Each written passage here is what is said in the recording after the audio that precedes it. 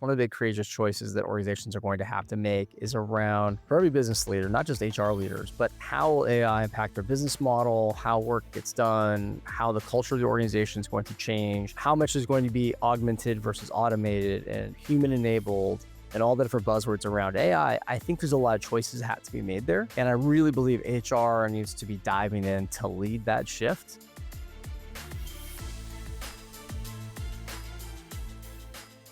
Welcome to The Courageous Choice, the podcast where we explore bold decisions that shape leaders, organizations, and the future of work. I'm your host, Jamie Jacobs. In this special three-part mini-series, we're diving deep into the future of HR, a world where the pace of change has never been faster.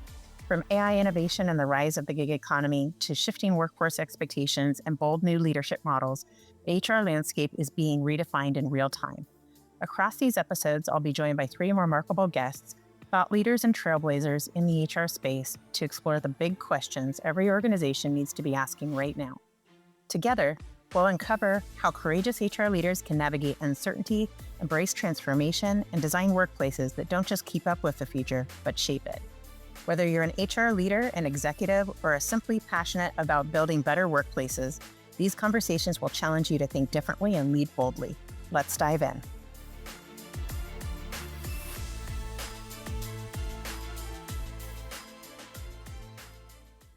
Hi, and welcome to this episode of The Courageous Choice. Really excited to be joined here today with JP Elliott.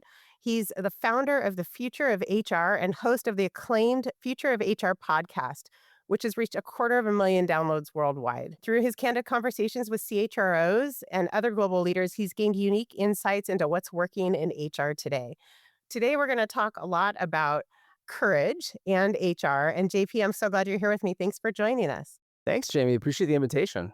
It's really fun. As we start prepping for these conversations, we get into kind of what you're seeing out in the world. And I feel like we always get this chance to bring it to our listeners who maybe aren't in the same bubbles that we're in sometimes. So maybe you can just share a little bit about the journey you've been on and give a little bit more color so that our listeners can get to know you a little bit.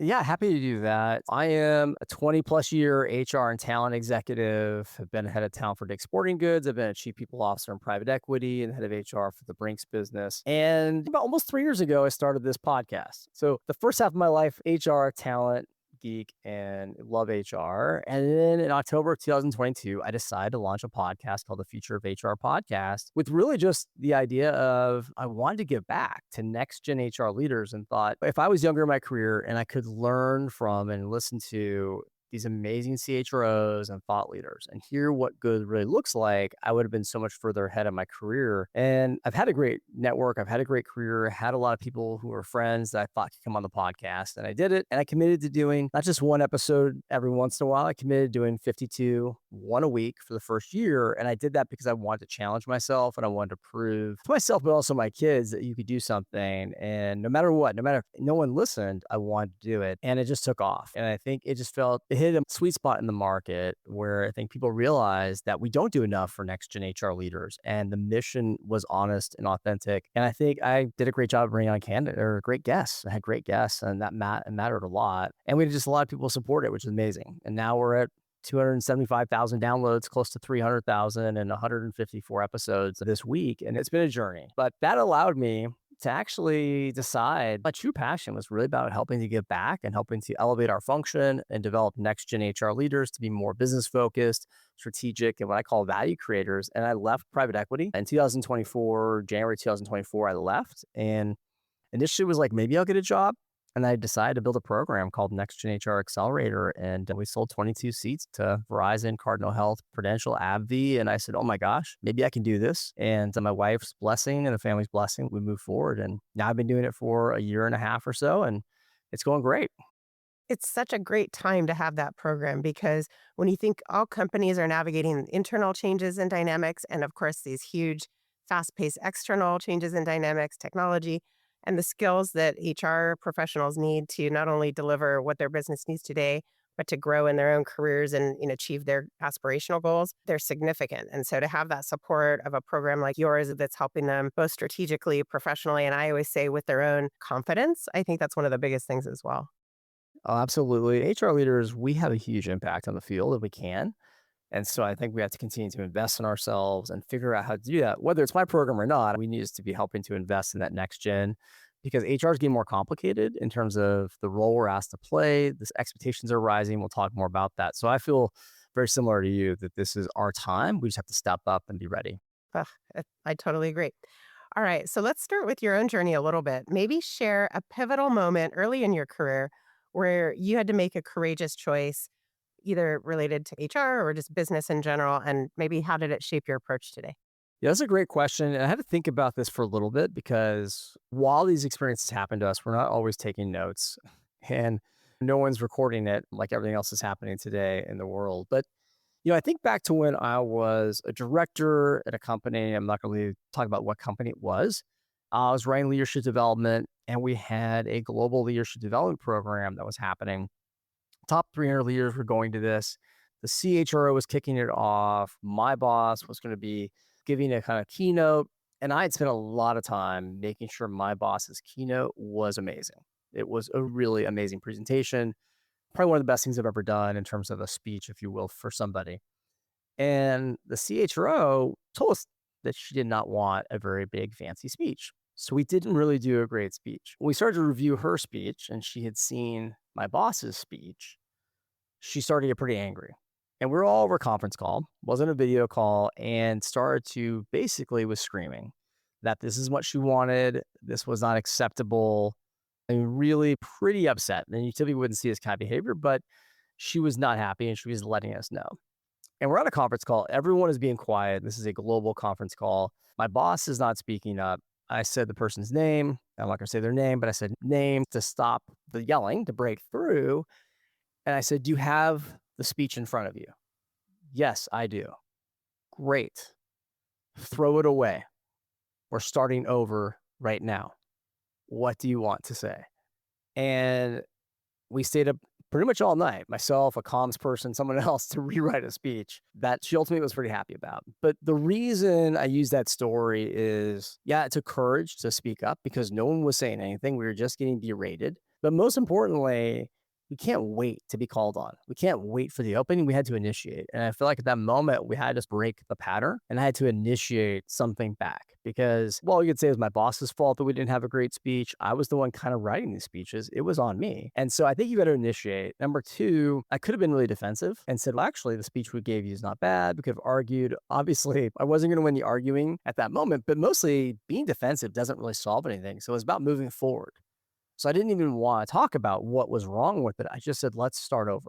Like, it's fine. Throw it away. We're just writing a speech. And I think the last piece that I've learned that I've taken with me, I've tried, it's hard, is to be other focused and to think about it from their perspective, how it'll be perceived, what are the risks, what's the ego of this person, what's the politics of the situation. I was a little naive when I wrote that speech for my boss, thinking that he would outshine his boss by a big degree with an amazing speech, and hers was going to be not as great. And probably it was a good lesson there not to overshine your boss ever. So that was pretty early in my career, but that one really stuck with me. That's a great example. I love how you were able to redirect it with a path forward and not escalate it. So you shared a little bit about leaving PE and your journey to start the Future of HR podcast.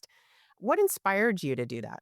It's a couple of things. One, I'll just say it truthfully, my wife and I did not get into podcasts until 2022. So we were very late to this game. Totally understand that. And coming out of COVID, we were doing walks together and she was into some like listening to Smart List and other podcasts. And so I was like, oh, that's interesting. I actually haven't got into podcasts. Let me see what the HR podcasts are like. And so I listened to them and I just was underwhelmed a little bit. And I felt like that they weren't bad, but I didn't think there was anyone really bringing on practitioners that knew what good really looked like. I just felt like there was a hole in the marketplace. And I said, I think I'll do this. And I own futureofhr.com for the last 10 plus years. I don't know why I've owned that. I've owned some wacky HR sites that I bought. And it just made sense. And all of a sudden, I decided I was going to do it to show my kids and to show myself I could do it, especially in today and age when you could build something online. And Amazon box arrived with this microphone. My wife said, what is this? And I said, oh, I'm going to start a podcast. And that microphone's my accountability partner. Now that I've spent $250 on a microphone, I have to figure out how to do everything else. And I spent about 3 months figuring it out. And I thought it'd be an experiment. I thought, if anything, it would just be a way to give back. You don't make money from podcasting, of course. Honestly, it's just unless you're like a big time podcaster.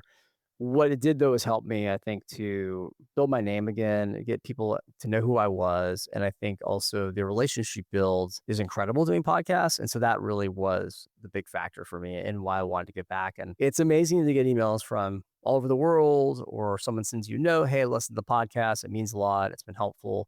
That part's really been cool. And I've been able to show my kids you could do something like this as well. It's interesting. I talked to a lot of people about being on a journey, and I'm sure there was a reason that you bought that future of HR domain, and now you maybe know what it is, but it's funny, right? You don't always know the reason, and then they show up later. You've gotten this cool lens, though, as you talk to all these guests and these leaders that you're speaking to and thought leaders, to see different lenses into leadership styles and different organizations. Has that really changed your view at all as you look at courage and leadership today? What's changed my perception, Jamie, is that, and I get asked this question a lot, what have you learned from 150 podcast episodes, 150 interviews? I've learned a lot. And initially I was like, I guess I'm learning some tactics. I'm learning about some trends or different ways to approach problems. But what I actually started to realize was I was learning about what a great HR leader looked like. And so it really kind of helped me to formalize that into what I call the what, who, and how great HR leader framework. And so for me, it's really, really clear. And from a what perspective, they understand what they stand for. They have a personal leadership philosophy. And that kind of really gives them this quiet confidence of they know who they are, they know their values, they know the value they can offer and bring. They're confident and they're competent. And so having a personal leadership philosophy is the first piece. The second is who to identify as. Well, all these leaders, and it's at nauseum sometimes in HR, but they identify as a business person with HR expertise. And we put lip service to that, but these leaders really know the business. They go deep on the business. And I think that's a fundamental factor. And then the how piece is how they show up. And I think this is what courage a lot of times is about. It's about, are you business focused? Are you a relationship builder? Are you a strategic and critical thinker? Are you an influential communicator? And are you an HR and talent strategist? And if you look at all the competency models around HR, they're all kind of around those 5 areas. The difference is when you're a director, it's a different level than when you're going to be a CHRO. A CHRO, you have to have a higher level of business acumen. You have to have a higher level of relationship expertise, et cetera. But for me, the what, who, and how great HR leader framework was the big aha, and especially around that leadership philosophy, because almost all the leaders I've had on the podcast, they're just great people. Like they're people that would be successful doing anything. I think they could lead other areas of the business, not just HR. Typically, that's just how strong they really are. Yeah, that totally makes sense. And in the how they show up, I think sometimes that's where the courage comes in to lead, quite frankly, rather than to respond. But you have to have that acumen and confidence and experience to be able to do so. Yeah, just on that point too, I think the other piece is there's courage that we see and there's stuff we don't see. And I think what we're not seeing are the conversations that HR leaders are pushing back with their CEOs or business leaders to help them make the right decisions when maybe they're going to go off the reservation or they're not thinking straight or they're thinking about cutting a corner that might be against the value of the company or ethical and whatever those degrees of gray might be. And that's what you want HR leaders to do is to be that quiet. I think you said this earlier, be that mirror, right? Be that kind of quiet partner, thought partner, and help them think that through in a very intimate relationship where people know that they have that confidence, right?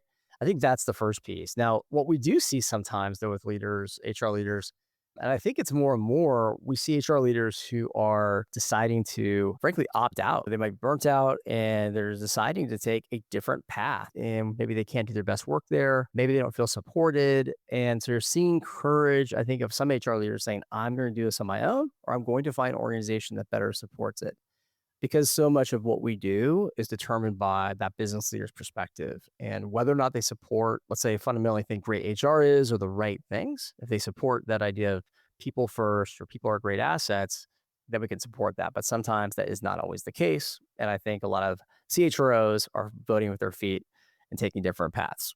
Yeah, for sure. And that's why we're seeing such an influx now. Almost 50% of the workforce is choosing to be in the gig economy, which means they're just using their expertise in different ways. And especially as a CHRO, right? A lot of times you're part of the face of culture along with the rest of the leadership team. And if there's a values level disconnect, I always say that's unsustainable. What'll be interesting is I almost wonder if we'll start to see some of those really great leaders start becoming like COOs and some other functional execs start to really make those changes in those areas, maybe where they weren't getting the receptiveness when they were wearing the CHRO hat. Yeah, I think it's a great question. I think the jury's out in terms of what does a CHRO look like in 15 years, right? What's that path to CHRO? How's technology impacted? Do we see more MBAs or more business focused individuals come into it? I don't know if we really know, but I do think that it's going to continue to shift and change from where it's at today for sure. I'm sure you get asked all the time, what is the future of HR? And you're like, that's why we're having lots of conversations too, right? If only I really knew. If only. Yeah, exactly. You look in your crystal ball. When you think about that balance, right? That HR leaders balancing courage and risk of either organizational pushback, potential failure, or even like rejection, right? From their peer set or the organization. A lot of people are afraid of their jobs. Have you talked to people balancing that? Yeah, I have. I think being an HR leader is not easy. As anyone listening to this conversation knows, it is a very hard job. But as an HR leader, doing our job means risking our job. And that is a fundamental tightrope that is very challenging because sometimes some organizations, some leaders will kill the messenger, right? And don't want to blame somebody for something that's happening. But if we're doing our job the right way, I think there's three things you have to do. And you may be risking your job, and maybe it's a perception you have, maybe not be even realistic. It just might be a fear you have as possible. But our job is to put ourselves out there, bring up different perspectives that maybe we wouldn't have typically, or maybe a leader wouldn't hear. And that can be risky at times. Or say, hey, I think we're thinking about this the wrong way. The ways to do that, in my mind, is you got to have deep understanding of the business, right? You've got to be credible and have context to push back. I think if you want to be successful pushing back, this isn't the pushback just for pushback. It's pushing back with really one clear agenda, which is that you have no agenda except that the business and their leaders win. And I think the hard part for HR leaders sometimes, and myself included over my career, is not so much I had an agenda, but I certainly had a point of view. And if I have a clear point of view and I'm pushing that point of view, it starts to become an agenda to a leader. And when you start to have an agenda, you lose the trust and that idea of being really, hey, I'm there to help you and support you. And I wish I would have learned that a little earlier in my career, frankly. But the reality is the idea of no agenda is really important, right? And the last is that you've got to be clear on your intent. And you've got to say things like, my intent in bringing this up is to help you understand optionality in this decision making, not to critique where we're at or the decision you're about to make. I think a lot of times we just don't do those three things very well. But if the CHROs I know that are great at this, they do all those three things masterfully and with finesse. That's powerful. I wish I had learned that earlier as well. And I think going through my coaching program is actually where I learned a lot about not leading from the front. It's not about the agenda or being right or whatever. And then explaining, because the other thing is sometimes you assume that people understand why you're asking, right? I have a continuous improvement mindset. I'm always thinking about what else can we do? But that can feel like you're critiquing someone or looking backwards. And, that doesn't feel good to anybody, right? Well, and also I think just to build on your point, how do you give yourself permission with that leader to critique or ask more questions? There are sometimes the project is so important that you may need to say, hey, I really see this project as mission critical for the business. And so you're going to see me asking a lot more questions to push the team's thinking because I want to make sure we get the right decision or come to the right outcome. And just upfront saying you're going to do that. That takes courage, even just giving yourself permission. But I think a lot of times we don't frame it up that way. And so then if we haven't framed it up and we start to ask those questions, that's when we get into trouble. And they're like, Jamie, why do you keep asking so many questions this week? Versus we're not telling them that we really care or thinking about it. And I think HR, we got to get better at that. So I think it's a great point. Awesome. As you know, we're in this really dynamic time. For me, it's like a really exciting time to be an HR leader, actually, because this changing world of work and the pace that it's happening is happening so quickly. From your perspective, what do you see some of the most courageous shifts that HR leaders are doing to help their organizations adjust to this changing world of work? Man, the shifts, there's so much going on. You think about this one, it's hard because no one's got a crystal ball. No one knows where we're going to go and where we're not going to go. And predicting the future is just challenging, even with the name future of HR, because most of us only see the future through the lens of today, right? And so it's just so hard to do that. But I do think one of the big shifts, one of the big courageous choices that organizations are going to have to make is around, for every business leader, not just HR leaders, but how will AI impact their business model, how work gets done, how the culture of the organization is going to change, how much is going to be augmented versus automated and human enabled, and all the different buzzwords around AI, I think there's a lot of choices that have to be made there. And I really believe HR needs to be diving in to lead that shift so that we're not being left behind. This is not a technology project. This is a people business organizational challenge, and technology would help driving some of that. So to me, that is the biggest shift I see that I worry about and think about not only for my own kids, but for HR leaders. Are we doing enough to keep up with this and understand how to get ahead of what's happening with technology? Yeah, it's such an opportunity to co-create and push ourselves to learn in areas that nobody's an expert. You're not totally behind if you're not an expert because a lot of people aren't experts yet. All right. So as we look ahead, what do you see as the most critical, courageous choice for HR leaders to make in the next 3 to 5 years? I think the most courageous choice HR leaders can make in the next 3 to 5 years is investing in themselves, investing in the function. Even with the downside we're going to hear or a leader saying, hey, we can't afford that.